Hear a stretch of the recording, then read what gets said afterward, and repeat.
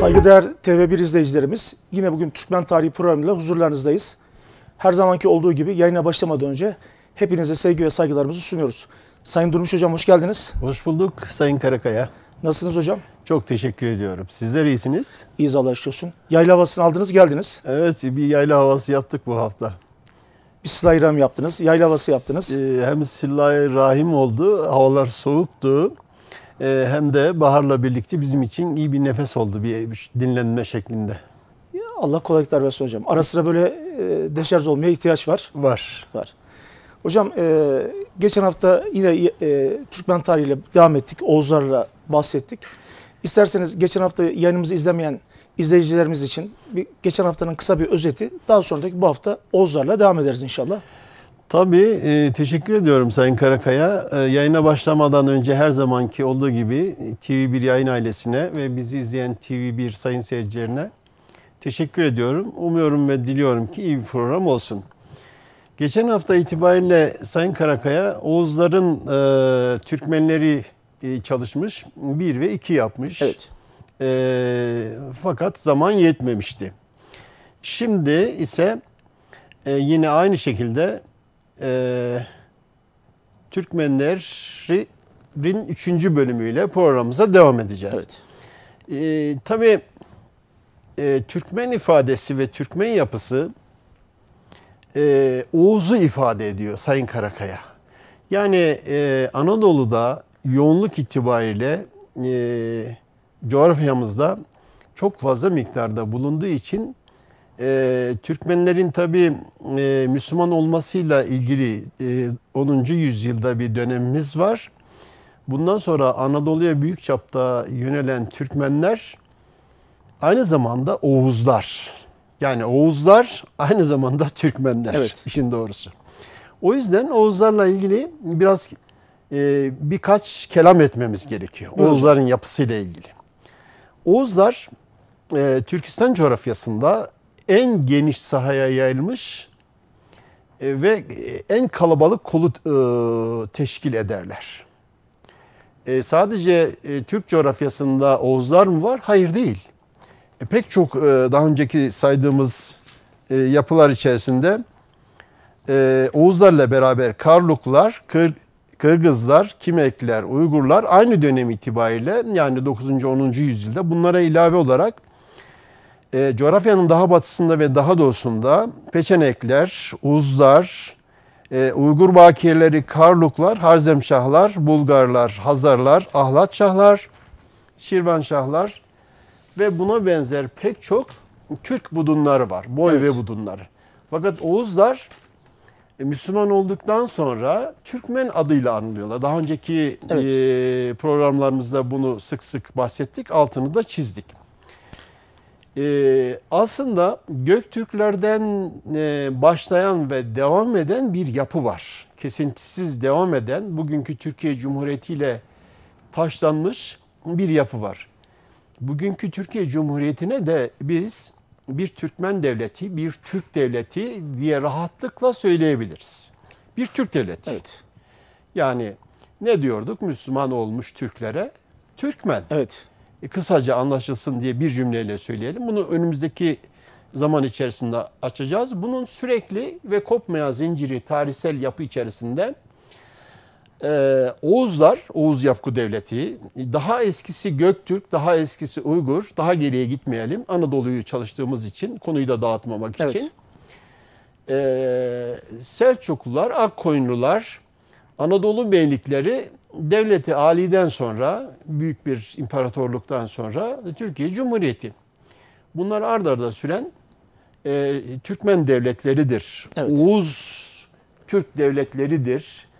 Yani bu üçü de, üç kelimeyi de Oğuz'u, Türk'ü ve Türkmen'i yan yana birbirinin mütemmim cüzü olarak anabiliriz. Yani bu şekilde tarif edebiliriz. Türk dediğimiz zaman Anadolu'da yoğunluk itibariyle ve coğrafya itibariyle Oğuzlar akla geliyor. Evet. Oğuzlar, Oğuz adı daha doğrusu Göktürk yazıtlarında 7. asırda görülse bile daha sonraki dönemlerde bu sıklıkla Oğuz ismi karşımıza çıkıyor. Oğuz, ok kelimesi ve z kelimesinin ok kelimesi boy, budun anlamına geliyor. Z kelimesini almasıyla birlikte çoğul oluşturuyor. Yani Boy genelde Türklerin kullanmış olduğu ifade değil mi hocam? ifade. Boy, tabii. Evet. Yani boylar. Boylar. Boylar anlamına geliyor. Oğuzlar. Peki Oğuzlar yalnız mıdır? Hayır. 3 Oğuzlardan başlamak üzere 6 Oğuzlar, 8 Oğuzlar, 9 Oğuzlar. T harfi daha çok kullanılıyor. Evet. Daha önceki bölümlerimizde anlatmıştık bunu. Ve 10 Oğuzlar diye bu yapı devam ediyor. Bu yapı aynı zamanda bir kavmi de ifade ediyor. Oğuzlar Evet. ismi ve yapısı bir boyu, bir budunu, bir kavmi, yani Türk milletini, Türk kavmini ifade ediyor. Bununla birlikte, Oğuzlarla birlikte aynı coğrafyada diğer unsurların var olduğunu demin birkaç cümleyle bahsetmiştik. Evet. Peki Türkmen adı, yani Oğuzlar Müslüman olduktan sonra Türkler, daha doğrusu daha geniş ifadeyle söyleyelim, Müslüman olduktan sonraki adı Türkmen idi. Evet. Bu 10. ve 11. yüzyılda nasıl? Biraz daha gelişerek devam etmiş. Aynı şekilde Oğuzların yapısı da yönünü batıya dönerek devam etmiş.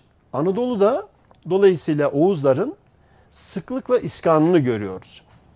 Yani özellikle binli yıllar, yani 9. 10. yüzyıllardan sonra 10. ve 11. yüzyılda bu isim, yani Türkmen ismi Oğuz'la beraber hemcüz olup, mütemmimciz olup birlikte anılmış. Bazı tarihçiler mesela Osmanlı döneminde 15. yüzyılda Türkmen olduğu ifadesini veriyor. Yani Türk oldu, Türkmen oldu ve Müslüman oldu ifadesi aynı anda kullanılmış. Dolayısıyla bunun daha sonraki dönemlerde iskan olanlara, daha önce geçen Tabii, hafta söylemiştik, bahsetmiştik. Türkler daha ziyade konar göçer yapı arz eden Türkmenlere de Türkmenler, Aydınlar, batıdaki ifadesiyle Yörükler, Türkler, Türkmenler, bunların tamamı birlikte veya farklı zamanlarda kullanılmış. Yörükler daha ziyade Sayın Karakaya, Osmanlı'nın biraz da siyasi bir yapı katarak Akkoyunlu Devleti'nin, yani 15. yüzyılda bahsediyoruz. O dönemde kendi halklarını ayırmak için de daha ziyade kullandığı yörük ifadesini kullanmışlardır. Yani Osmanlı'dan önce, yani 9. 10. yüzyılda Türkmen ifadesi kullandığını söyledik. Sayın seyircilerimiz böyle anlamalı. Fakat Osmanlı döneminde biliyorsunuz Osmanlılar Akkoyunlu'yu da ilhak ediyor. O dönemden önce, yani 15. yüzyılda Akkoyunlu ve Karakoyunlu, zaten Akkoyunlu ve Karakoyunlu, bir daha söylemiş olalım, bir Türkmen devletler yapısıdır. Konfederatif bir yapıdır. Türkmen beylerinin oluşturmuş olduğu, birliktelik oluşturarak kurmuş olduğu bir devlet yapısını anlayabiliriz. Özellikle doğu bölgelerimizde, değil mi? Özellikle doğu bölgelerimizde kurulan, doğu coğrafyasında, İran coğrafyasında, İsfahan, Tabii. bugünkü, yani İsfahan'la Diyarbakır arasını düşünebiliriz. Van coğrafyasını, İran coğrafyası Tabii. içerisinde tabii Akkoyunlu devleti biraz daha geniş bir coğrafyaya sahipti. Ben ona şahsi olarak imparatorluk ismini de söylüyorum. Zaman zaman da kullanıyorum. Akkoyunlu İmparatorluğu diye. Çünkü son derece etkili, Bayındırboyu'nun kurmuş olduğu bir yapı. Peki Selçuklu Devleti böyle mi? Evet, Selçuklu Devleti de böyle, Uygur Devleti de böyle, Göktürk Devleti de böyle. Türk beyleri Türk yapılarını, Türkmen obalarını etrafında birleştirerek bir yapı oluşturuyor. Bu yapı bir süre sonra devlet teşekkülüne dönüşüyor. Devlet yapısına dönüşüyor. Hani ta gerilerden gidip Hunlardan şey yapmayalım, zamanımız kaybolmaması için, ama Uygur Devleti ve Göktürk Devleti, Türk devlet yapısının mihenk taşlarının oluşturduğu zaman ve süreçleri bize veriyor. Evet. İşte Selçuklu devleti de yine Oğuz Yapgu Devleti'nden sonra Oğuz Yapgu Devleti'ni de bu şekilde tarif edebiliriz. Türk gruplarını etrafında toplayarak bir devlet oluşturuyorlar. Evet. Göktürklere karşı baş kaldırıyorlar. Daha sonra biraz daha batıya dönüp kendi devletlerini kuruyorlar. Selçuklu da yine Çağrı Bey döneminde Türkmen, büyük kudretli bir Türkmen beyidir. Dolayısıyla etrafındaki Türk yapılarını birleştiriyor, biraz daha güçleniyor. İşte o dönemde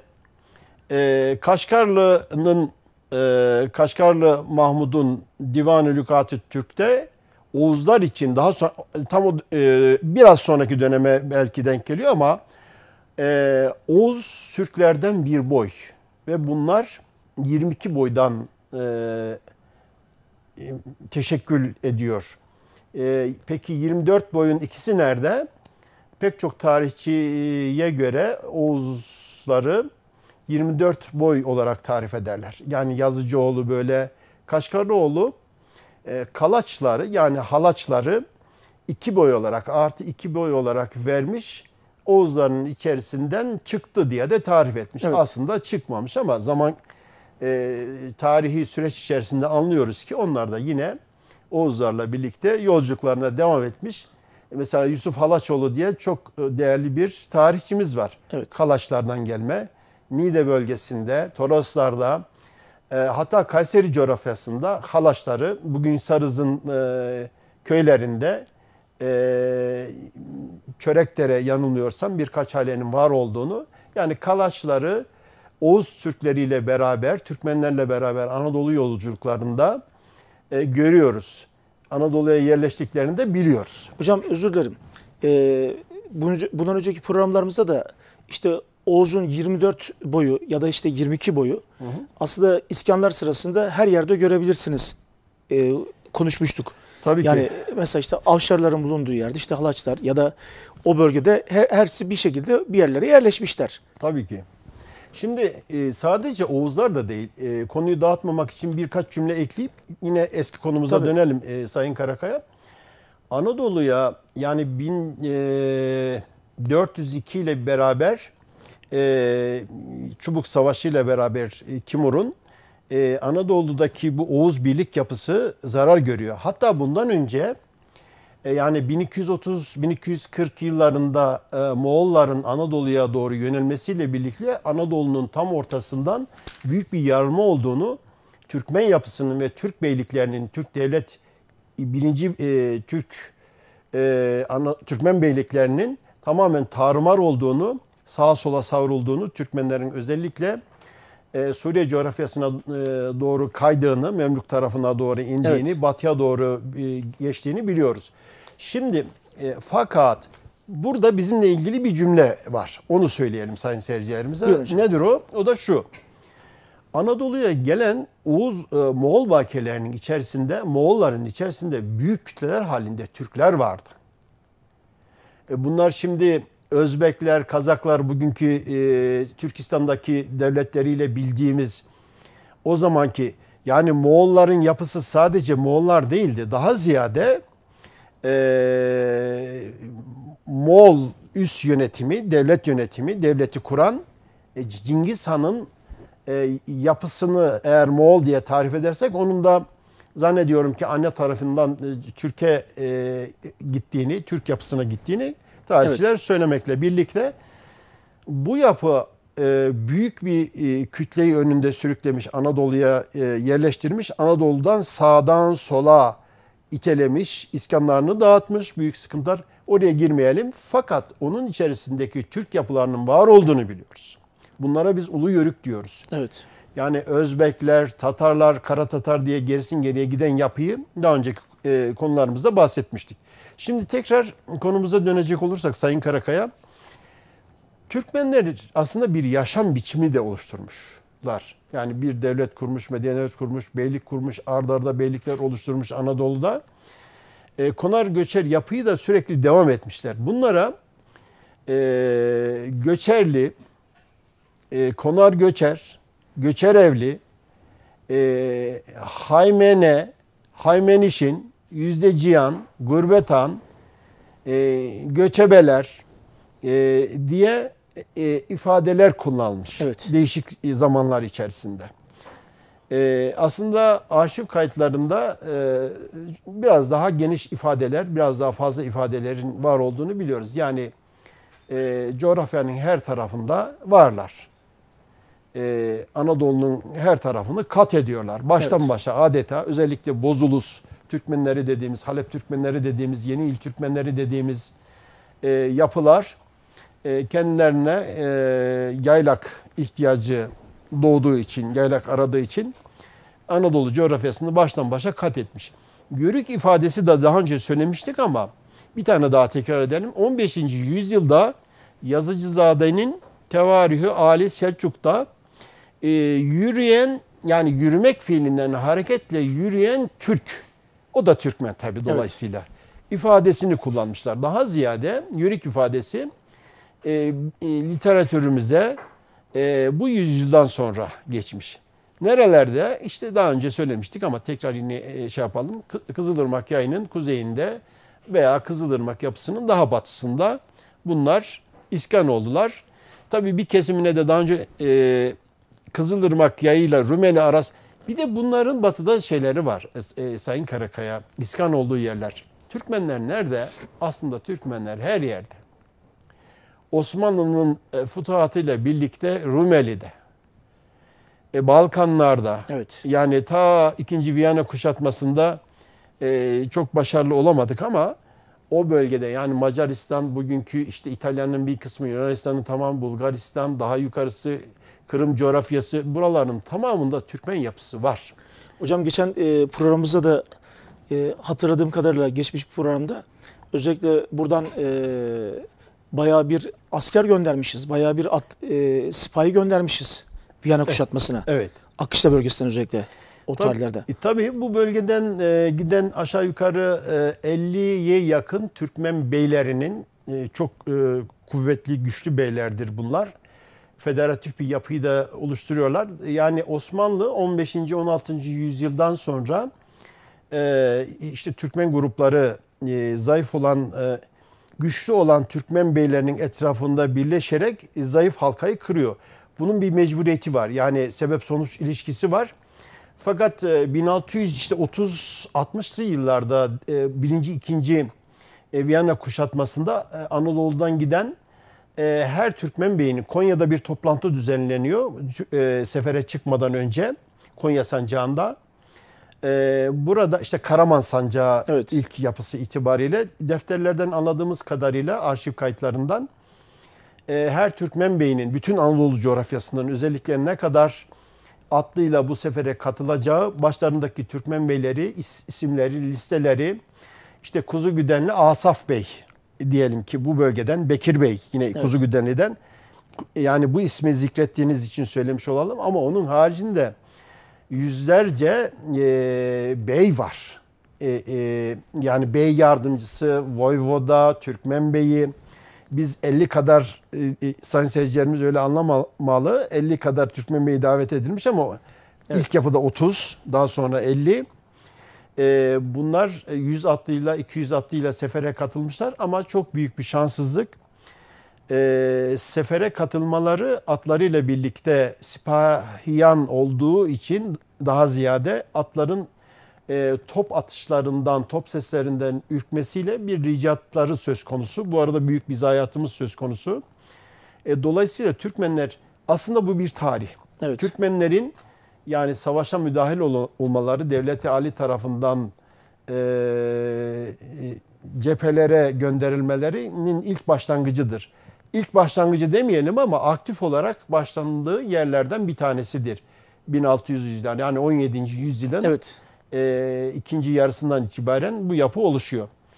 Şimdi Sayın Karakaya, tekrar konumuza dönecek olursak, Anadolu'da Türkmen yapılarını oluşturan tabii yani Halep Türkmenleri, Yeni Bozuluslu, Kadirli Teşekkürleri, bunların yerleşmiş olduğu bölgeler var. Çukurova coğrafyası, Osmanlı hakimiyeti öncesi İskanlar. Evet. Şimdi burada tarihçilerin birkaç görüşlerini de zikredelim. Sümer, konar göçerleri daha ziyade Osmanlı'nın siyaseten kabul ettiği bir yapı üzerinden tarifler bize. Tufan Gündüz Hoca da yine Türk ifadesini merkeze alarak daha ziyade Osmanlı, Akkoyunlu, Dulkadirli, Ramazanoğulları yani Karamanlı devletlerinin Türk kökenli oldukları için bunlara Türkmen devleti değil de Türk devleti diye ifadelendirir. Evet. Sebebi merkezi bir bakış açısını oluşturmak için. Fakat bunlar hepimiz biliyoruz ki Türkmenlerin kurmuş olduğu yapılar, beylikler ve devletlerdir. Şimdi Oğuzların, Sayın Karıkaya, Göktürklerden itibaren 1000 yıl boyunca bir devlet yapısı olduğunu, bir teşkilatlarının olduğunu, boy ve soy birliklerine çok dikkat ettiğini, evet, bu sebeple kudretli Türkmen beylerinin etrafında birleşerek Türkmenler bir devlet, rahatlıkla ve hızlı bir şekilde bir devlet, bir beylik kurduklarını sık sık söylüyoruz. Evet. Şimdi bu yapıyı tabii bozan sebepler de var. Söylediğimiz gibi istilaleler, savaşlar, Anadolu'nun işte Moğollar tarafından istila edilmesi, Timur saldırısı, tabii, batıdan daha güneyimizden gelen Memluk Devleti'nin Anadolu'ya müdahaleleri, uzun mesafeli göçler. Uzun mesafeli göçler. Bu yapıların hepsi, konar göçer zaten yapıların hepsi başlı başına bir problem. Yani konar göçerler lağ mekan oldukları için, iskan olmadıkları için bu yapı sürekli aktif bir yapıyı da meydana getiriyor. Yani problem derken onu kastediyorum. Daha sonraki dönemlerde Moğolların yapısı ve diğer yapılar Anadolu'daki Türkmenlerin bu akışkan yapısını daha çok hızlandırmışlardır. Şimdi bir de yukarıda tarifini verdik Kaşgarlı Mahmud'un 20 diye, evet, ama genel olarak kabul edilen Oğuz boyları var. Bunu daha önceki programlarımızda da söylemiştik. İkili bir yapı var biliyorsunuz. Türk yapısında, Oğuzlarda da böyle Bozoklar ve Üçoklar diye biz bunları sıralıyoruz.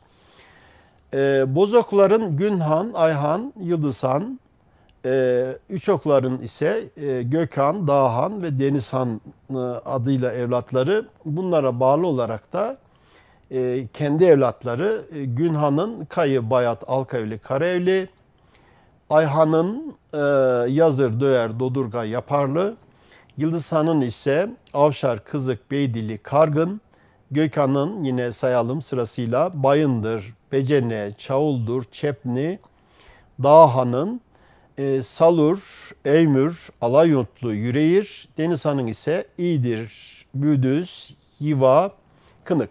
Şimdi Kayseri coğrafyasında Seyyid Burhanettin Akbaş hocam da bir tarama yapmış. Ben de bir tarama, evet, yapmıştım.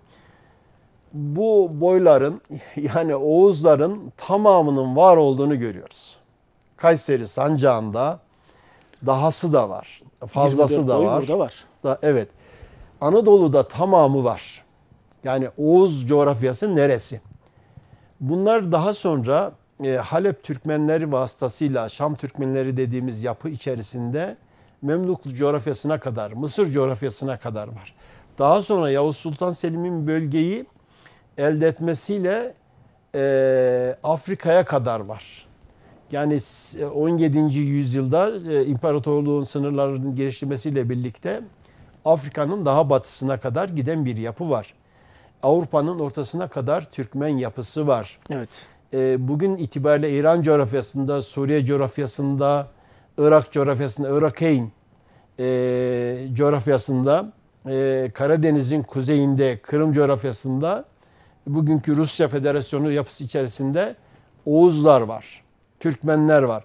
Tabii bugün itibariyle tamamen, tabii, aynı yapıda bu yapının devam ettiğini söylemek mümkün değil ama mesela Filistin'de bugün İsrail'in zulmettiği Filistin topraklarında Türkmenler var. Türkmen bakiyeleri var hala. Aslında bunlar çok özel bilgiler hocam. Şu an için özellikle vatandaşın bilmesi için çok özel bilgiler aslında. Tabii bugün Mekke'de ve Medine'de kalan Fahrettin Paşa'nın uzun mücadelelerinden sonra çekirge yiyip bu mücadeleyi devam ettirmelerinin hikayesini, Evet. çok trajik hadiseler. Tabii tarihten örnekler bunlar. Bunu neslimiz bilmesi, hatırlaması gerekiyor. Yani Medine müdafığı Fahrettin Paşa pek çok zorlukları aşarak Medine'yi müdafaa etmiştir İngilizlere Evet. karşı. Tabii çok basit. Bu arada hemen söyleyelim, Osmanlı İmparatorluğu yıkılıyor, yıkılma sürecinde. Ve imparatorluk sonunda en son topraklardır bu topraklar, bizim elimizden çıkan bu topraklar. Suriye böyledir, Trablus böyledir, Filistin böyledir. Yani Arap coğrafyası dediğimiz Yemen'de dedelerimiz şehittir. Evet. Yani 9 tane cephe dediğimiz aktif cephelerin hepsinde Türkmenler bedel ödenmiştir, şehit verilmiştir. Bu coğrafyalar Osmanlı'nın en son çıkan ve oralarda Türkmen bakiyelerinin var olduğunu da bildiğimiz coğrafyalardır. Bunlar aynı zamanda bizim gönül coğrafyalarımızdır. Evet. Şimdi Arap coğrafyası olarak görünse bile Sayın Karakaya, bazı kardeşlerimiz Arapçadan hareketle, Türkçenin kayıp yaşamasından bahisle ve başka sebeplerden dolayı hayır.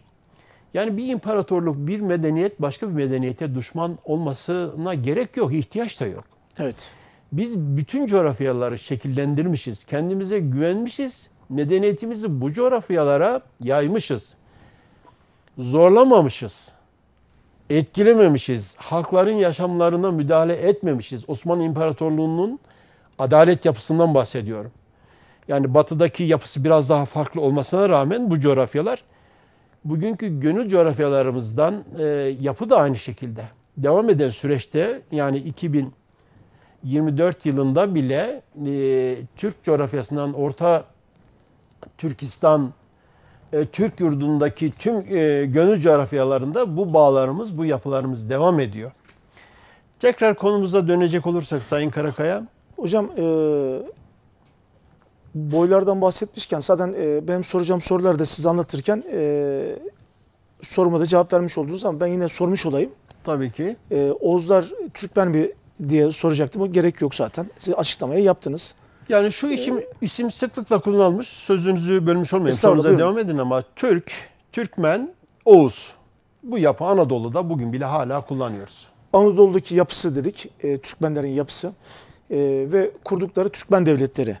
Evet. Bunları da zaten kısaca bahsetmiş oldunuz. Eğer bu arada ilave etmek istediğiniz bir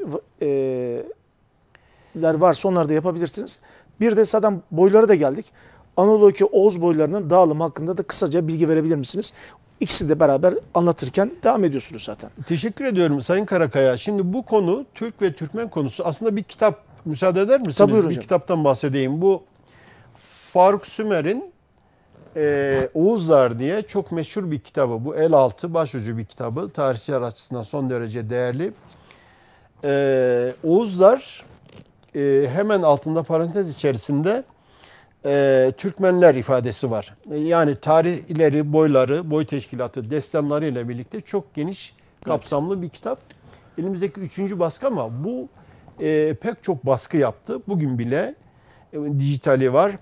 Ben tarih severlerin kökümüzü, atamızı, obamızı arayan kardeşlerimizin tabii TV programındaki bu Türkmenler tarihi son derece önemli ama eğer bir kitap, bir başucu kitabı, bir kaynak arıyorlarsa bu kitabı tavsiye ediyorum. Yani Hocamıza da buradan teşekkür etmiş oluyoruz. Emeklerine yani sağlık. rahmet diliyoruz Faruk Sümer'e. Son derece değerli çalışmalar yaptı. Yani bugün bile pek çok kaynak, ana kaynak olarak kullandığımız kaynaklardan, müelliflerden bir tanesi, tarihçilerden bir tanesi. Elimizde eserlerinden bugün faydalandığımızı söyleyelim. Şimdi bir de Sayın Karakaya, Anadolu'daki yapıyı bahsedince Halaçoğlu'nun bir çalışması var. 6 ciltlik. Yani 1450-1465 yıllarındaki Anadolu Yörük Türkmenler diye 6 ciltlik bir çalışma. Onun özetinde Anadolu içerisindeki Türkmenlerin yapısını, İskan yapısını vermiş. Ben de oradan özet olarak konuma devam etmek istiyorum. Yani o kitabı kaynaklayarak. kaynak kabul ederek. Şimdi tabii Türkmenler Anadolu'nun pek çok yerinde yapıları ve teşekkülleri var. Kurmuş olduğu devletler var. Bir de konfederatif bir yapı oluşturduklarını biliyoruz. Mesela ne gibi? Bozulus gibi, Bağırsak gibi, Bozok Türkmenleri gibi, Halep Türkmenleri gibi, Kuzu Güdenler biraz daha aşağıda ama At Güdenler gibi, batıdaki işte Aydınlılar dediğimiz yapı gibi, Bozdoğanlar gibi, pek çok Yenil Türkmenleri gibi büyük bir çatı oluşturup, federatif bir çatı, sonradan da bu yapıyı konfederatif bir yapıya dönüştüren Türkmen bölükleri var. Şimdi Danışmentli gibi mesela, Evet. aklıma geldikçe söyleyeceğim. Bunlar Anadolu'nun pek çok yerine iskan oldular. Osmanlı, Türkmenler aslında boy ve soy birliğini kaybetmediler. Kaybettikleri ve zafiyete uğradıkları dönemler var. Anadolu'ya olan saldırılar, Moğol ve diğer Tabii. saldırılar, göçler.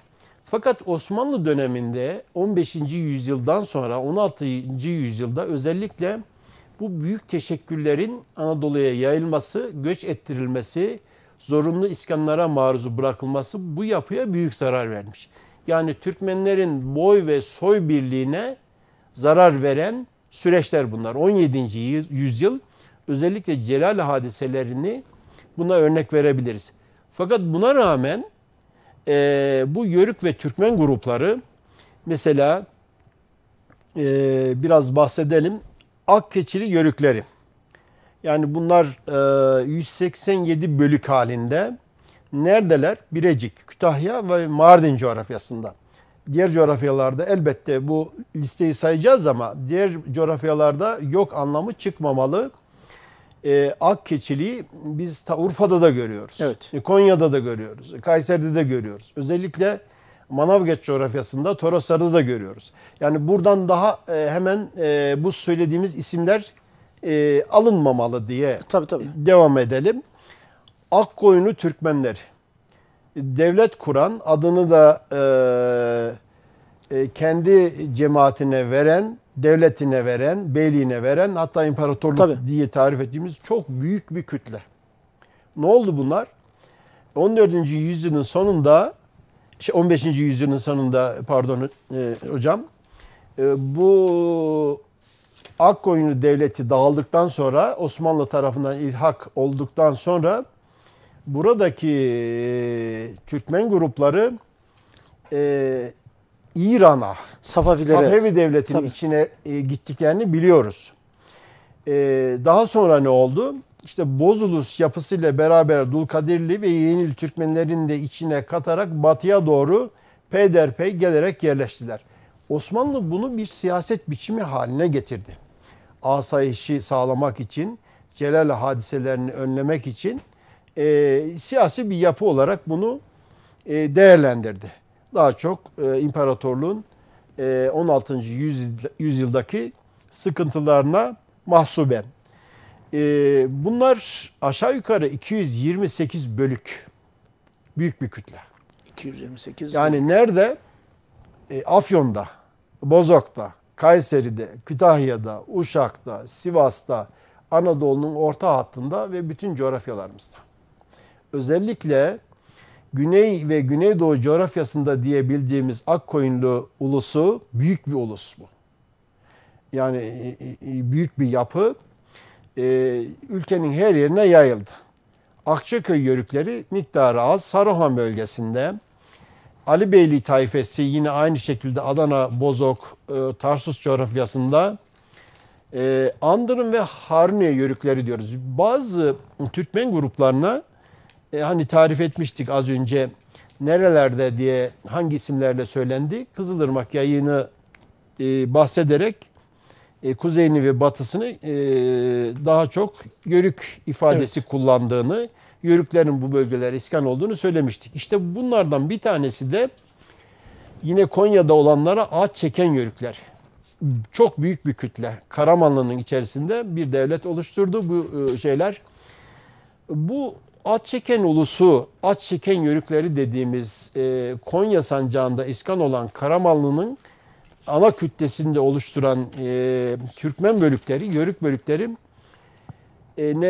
Sayın Karakaya başka bir iş yaptırmamış devletler, beylikler, Türkmen beylikleri. Neden? Çünkü burada yani imparatorluğun biliyorsunuz seferleri var. Evet. Savaş malzemelerine ihtiyaç var. Bunların başında da Türk'ün kanadı olan at geliyor. Var. Atların yetişmesi için mümbit bir sahaya, bir de başka hiçbir işle uğraşmayacak şekilde özelde büyük kütlelerin, büyük Türkmen bölüklerinin ve yörüklerinin, bunlar at yetiştirmesini çok iyi bilen yörükler. Sayın Karakaya, sayın seyircilerimiz için At o zaman bunu söyleyelim. Oğuzların, Türkmenlerin baş tacı. Yani, kanadı. Tabii, kanadı. Yani bunu savaşın zaferle neticelenmesi için ana unsurlarından, silahlardan bir tanesi. Kılıç, yani at, deve. Deve Evet. daha çok nakliye için, lojistik destek için at, ama her yerde. 24 saat Türkler, biliyorsunuz daha önceki bahislerimize söylemiştik, at üstünde kalabilen, özellikle Moğollar, Uygurlar, Göktürkler bunu sürekli yaşam biçimi hale getirmişler ve hızlı bir savaşlar, galibiyetler neticesi pek çok coğrafyayı fethetmişler, pek çok devlet kurmuşlar. Dolayısıyla at Türk'ün her şeyi. Peki Anadolu'ya geldiğimiz zaman Anadolu'daki kurmuş olduğumuz devletler, beylikler ve imparatorlukların arkasındaki, background'undaki atın önemine Tabii. vardı ve çok değerliydi. İşte at çekenli ulusu dediğimiz çok büyük bir kütle bu coğrafyada, Osmanlı özellikle burayı aldıktan sonra at çekenli ulusuna başka bir görev vermeden, başka bir iş yaptırmadan da çok kuvvetli, mahir, dayanıklı at türlerini yetiştirmiştir. Sayın hocam, özür dilerim.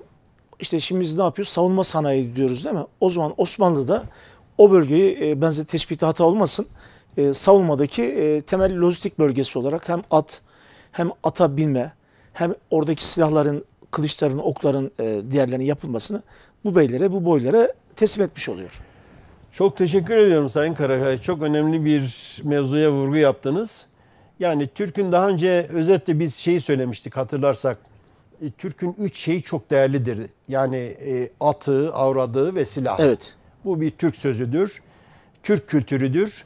Türk'ün örfüdür. Bu Evet. değişmedi, değişmeyecek. Şimdi Türk'ün silahı o dönemde attı, söylüyoruz sık sık. Bu dönemde biliyorsunuz 12 dakika havada kaldı, tüm dünyada manşet oldu diye. Kaan olsun. Yani biz de en azından burada tabii bizi izleyen izleyicilerimiz de olsun, en azından kendi gücümüzü bilelim. Bunu da çocuklarımıza, nesillerimize aktarmış olalım. Çünkü güç her zaman, güçlü olmak ayrı bir ayrıcalıktır Sayın Hocam. Sayın Karakaya, son dönemde bir zafiyet yaşıyoruz. Neslimizde de zaman zaman işte sahada, sokakta, caddede, şehirde, meydanda yürürken görüyoruz. Biz büyük bir medeniyetin mensuplarıyız. Bunun farkında değiliz. Bunu Batılılar biliyor. Bizden korkuyor, çekiniyor, artık her ne diyersek diyelim. Yani 21. yüzyılda 20 Türk asrı olsun diye bahsediliyor işte siyasiler, ama biz o tarafa girmeden bir şey söyleyelim. Hakikaten biz büyük imparatorluklar kurmuşuz, büyük medeniyetler kurmuşuz, bir sürü devletler kurmuşuz. Yani şimdi bugüne geldiğimizde neslimizin her nasılsa böyle olması gereken, şöyle bir geçmişi, kökümüzü, atamızı, neslimizi kurduğumuzu, yaşadığımızı, tarihimizi, perspektifimizi, medeniyet yapımızı düşündüğümüzde evlatları, yani Fatih'in evlatlarında olması gereken o gözündeki fer, ışıl ışıl, araştıran, soruşturan, merak eden, üreten, toplumun her yerinde, ailesinde, çalıştığı yerde, mekanda, caddede, sokakta. Hadi bunun bir tarafından da bahsedelim hemen. Örfü, töresi, geleneği, göreneği, saygısı, sevgisi. Yani bu yapıda yani sayın seyircilerimiz şikayet gibi algılamasın lütfen, ama bu yapıda ben biraz güven eksikliği, biraz eksiklik görmekle birlikte şu şeyi düşündüğümüzde, yapıyı ve zinciri, tarihi ve hikayeyi, bunun düzeleceği ümidi içerisindeyim de aynı zamanda. Kesinlikle hocam.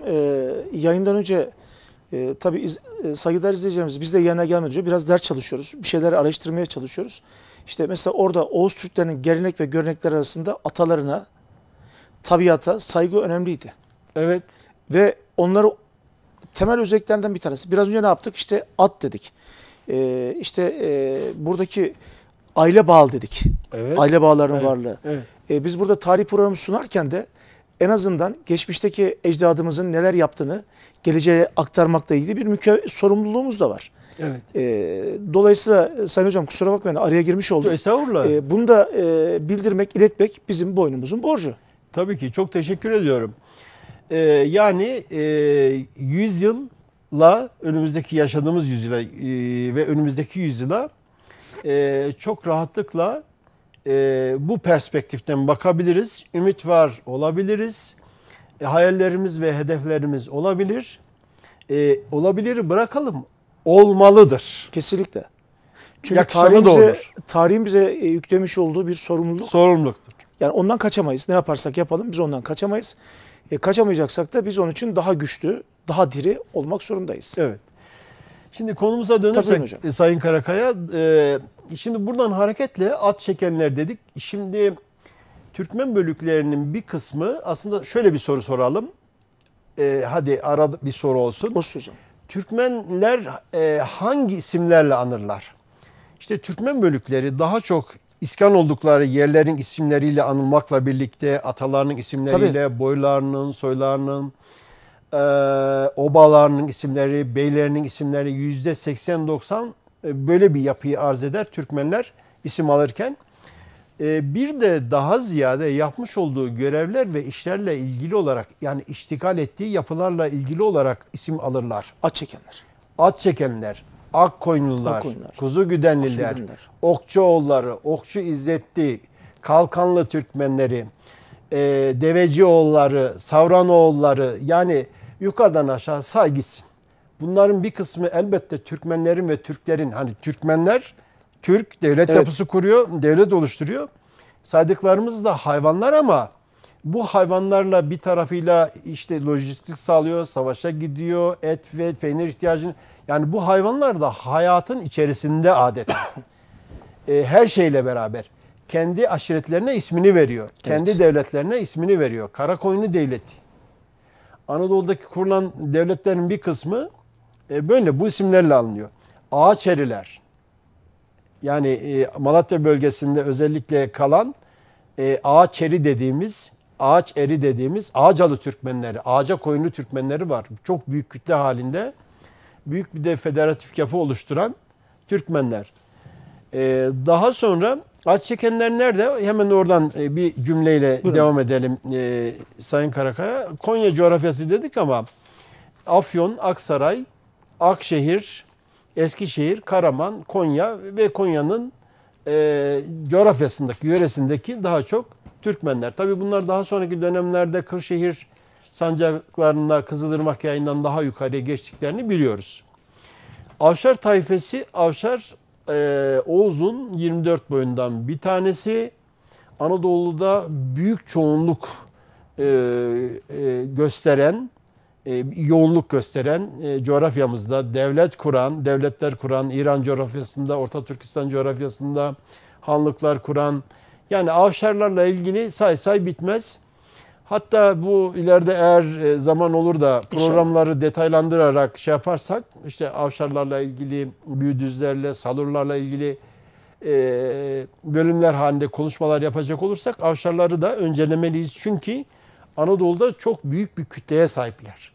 Yani bu Oğuz Türkmenlerinin içerisinde işte Sarurlarla Bayat, Beydili, Avşar bunlar büyük yükün teşkil etmişlerdir. Özellikle Sarurlar yani devlet kuranların ve yükün teşkil eden Anadolu'nun şekillenmesinde, kültüründe, yapısında, devlet yapısında etkili olan Oğuz boylarından bir tanesi. Yine 137 tane bölüklerinin var olduğunu, Anadolu'nun her yerinde olduğunu, ağırlıklı olarak Bozok, Kayseri Sancağı, Adana, Halep Sancakları, Kozan, Kütahya, Şark vilayetleri, İran coğrafyası, Suriye coğrafyası, hala İran coğrafyasında yani Orta Türkistan coğrafyasında ben Avşarların var olduğunu biliyorum gezdiğim itibarla. Sonra Ayrı Damlı dediğimiz bir başka bölük var. Bu da 45 bölük ihtiva ediyor Türkmenlerin. Yani bunlar Anadolu içerisindeki Türkmenlerin listeleri. Evet. Tabii bu liste 100'e yakın. Aslında Halaçoğlu'nun tespitine göre 1650 yılından sonra 45 bin aşiret listesi, Türkmen aşiret listesi. Hocam bir daha tekrar eder misiniz? 45 bin Türkmen aşiret listesi, Kürt aşiretleri, Arabi aşiretleri, diğer bölükleri de kattığımızda 45 bin. 60 bin 1650 yılındaki Yusuf Halaçoğlu'nun arşiv kayıtlarına, tamamı arşiv kayıtlarına dayalı rakamlardır bunlar. 1650 yılında böyle kalmadı. Benim tespitime göre bu 300 bin 19. yüzyıla geldiğimizde elde ettiğimiz sayı. Yani bunun aşağı yukarı 4 katı, 5 katı büyüklüğe ulaşıyor. Kim bunlar? Anadolu'daki devletleri kuran Türkmenler, Türkler, Oğuzlar. Tabii bunun içerisinde başka uluslar da var. Yani onu sık sık söylüyoruz. Evet. Bunların büyük bir kısmı Türk budunları. Haricinde Anadolu'daki kalan bakiyeler. Yani bizim üstüne konduğumuz bir coğrafya var. Oradan kalan bakiyeler de var. Diğer değişik milletler de var. Devam edelim Sayın Karakaya. Buyurun hocam lütfen.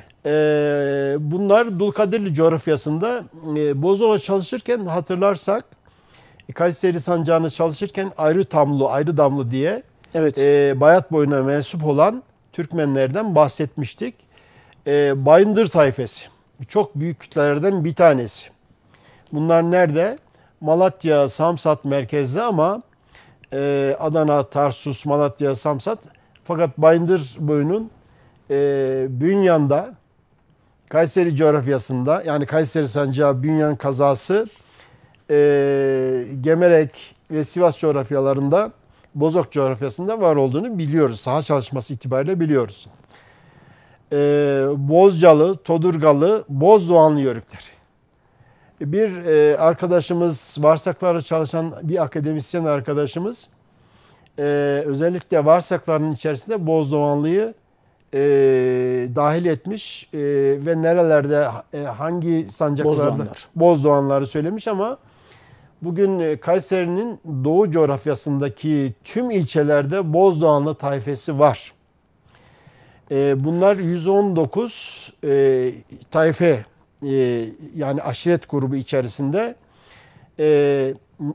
Türkiye coğrafyasında nerelerde görülüyor? Adana'da. Yani Varsak Sancağın. Aydın, Nazilli'de mesela.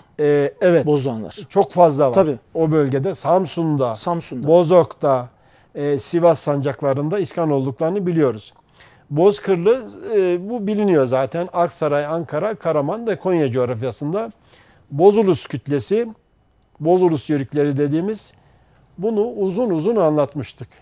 Yani Bozulusların Akkoyunlu, Karakoyunlu, Dulkadirli, Ramazanoğulları, Memlük Türkmenleri, Safevi Devleti, Eratna Devleti, onlarla ilişkileri, bağları, yapıları, sonradan aldığı federatif yapı, Anadolu'ya göçleri, 17. yüzyıldan sonraki hareketleri, seyri seferlerini uzun uzun Bozulus'u bahsetmiştik. Tekrar lüzum görmeyelim. Nereler bu coğrafyalarla olmakla birlikte Birecik'e kadar, Ankara'ya kadar, Diyarbakır, Dulkadirli coğrafyası, Erzurum, Kilis, Maraş, Sivas, Siverek, Urfa coğrafyalarında var olduğunu biliyoruz. Bulgarlı coğrafyası. Bulgarlı, biliyorsunuz Bulgarlar ilk Müslüman olan Türklerden birisidir.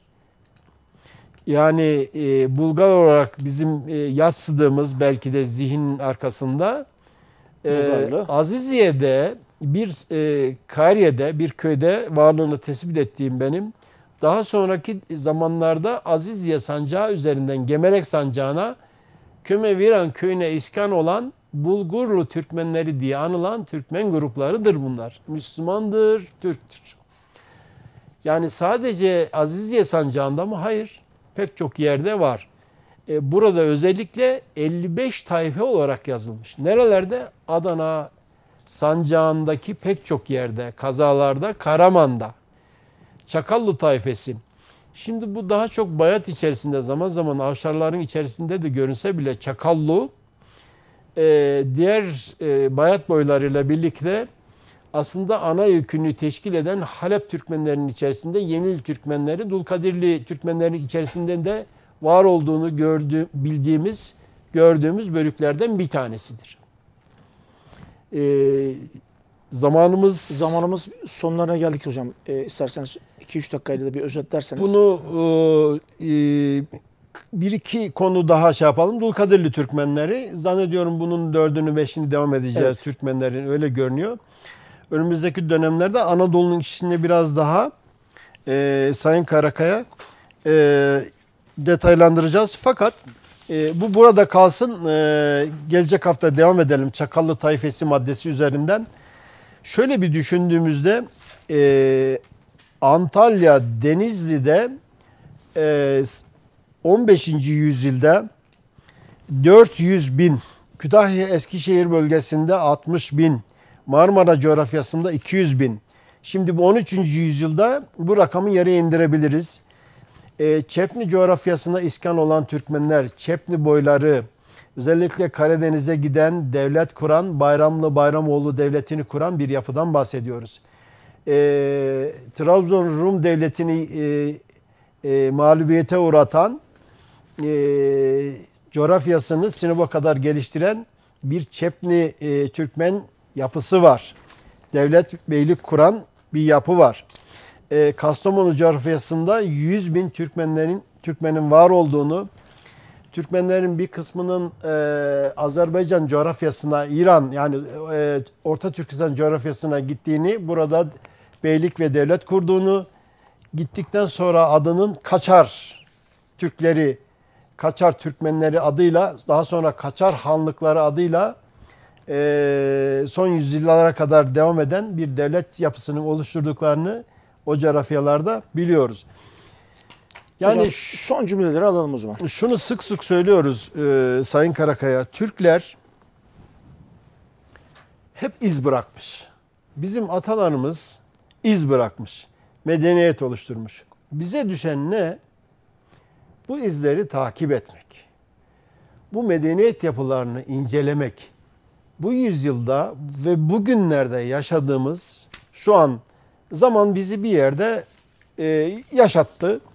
Bahsettiğimiz tarihleri bir yerde var etti ve devam ettirdi.